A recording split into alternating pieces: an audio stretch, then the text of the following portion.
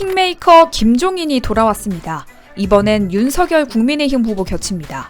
아직 선대위에 공식 합류한 건 아니지만 조만간 손을 잡을 거란 관측이 우세합니다. 지난 4.7 재보궐선거 이후 정치판을 떠나겠다고 말했던 김 전 위원장 6개월 만에 복귀입니다.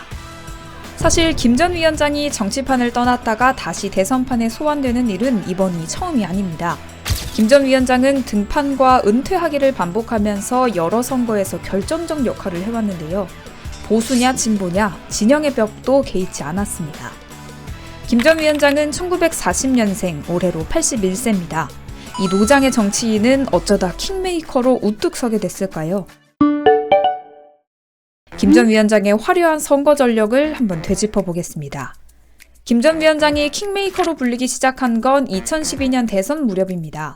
김 전 위원장은 당시 새누리당 박근혜 대선 후보 캠프에 합류해 공약 개발을 담당했는데요. 이때 나온 게 경제민주화 공약입니다. 보수 여전사 이미지였던 박근혜 후보가 좌클릭을 시도한 셈이죠. 결과적으로 김 전 위원장의 공약이 박근혜 후보 당선에 결정적 역할을 했다는 평가가 이때 나왔습니다. 김 전 위원장이 본격적으로 킹메이커로서의 존재감을 굳힌 건 그로부터 4년 뒤입니다. 2016년 총선을 앞두고 민주당 비상대책위 대표로 영입됐습니다. 당시 민주당은 안철수 공동대표의 탈당으로 어수선한 분위기였는데요. 전권을 잡은 김 전 위원장은 이해찬 전 대표를 포함한 중진 의원들을 공천에서 탈락시키는 등 파격 행보를 이어나갔습니다.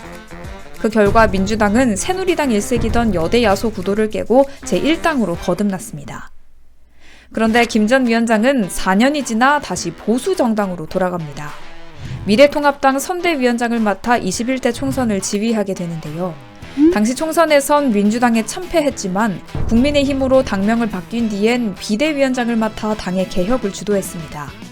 5.18 민주묘지를 찾아 무릎 꿇고 사죄하는가 하면 꼰대당 이미지를 탈피하기 위해 영남권 의원들과의 대립도 마다하지 않았습니다. 그 결과 지난 4.7 재보궐선거에서 국민의힘은 서울과 부산시장 자리를 되찾게 됩니다.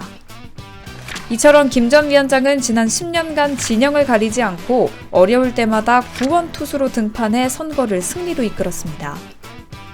김 전 위원장은 5선의 국회의원이기도 합니다. 비례대표만 5번 했는데요. 국회의원뿐만 아니라 청와대 수석, 보건사회부 장관 등 경력도 화려합니다. 40년 동안의 정치 내공이 쌓여서 킹메이커로서의 포지션을 굳히게 된 거죠. 그런데 김 전 위원장이 늘 환영받는 건 아닙니다. 사실 선거가 끝나고 나면 오히려 찬밥 신세가 된다고 봐도 무방한데요. 그 이유는 김 전 위원장의 스타일이 과격한 편이기 때문입니다. 김 전 위원장의 승리 방정식은 혁신이라는 데 이견이 없죠. 보수당에서 진보 정책을 주장하고 기성 정치인들을 배제시키면서 당의 이미지를 바꿔놓는 식입니다. 그렇다 보니 강한 힘이 필요합니다. 개혁의 과정에서 터져나오는 반발을 억누르기 위해서라도 정권을 휘두르게 되는 거죠. 여기에 화끈한 어법까지 문제가 됩니다. 김 전 위원장은 최근 국민의힘 선대위 합류를 두고 윤석열 후보와 줄다리기를 하는 과정에서 윤캠프 인사 일부를 파리떼라고 지칭했습니다. 지난 4.7 재보궐선거 국면에선 안철수 당시 후보에 대해 정신이 좀 이상한 사람 같다고 쏘아붙이기도 했는데요. 이런 스타일 때문에 정치권에선 김 전 위원장에 대한 호불호가 강하게 갈리는 편입니다. 김 전 위원장은 이번에도 전권을 휘두르려는 태세입니다. 윤 후보 측은 선대위와 별도로 후보 직속 특별위원회를 설치하고 김한길 전 민주당 대표와 김병준 전 비대위원장도 영입하는 구상을 가지고 있었는데 김 전 위원장이 이를 거부했다고 합니다. 또 윤 후보 캠프에 몸담았던 중진 의원들의 후퇴도 공개적으로 요구하면서 혁신을 강조하고 있는데요.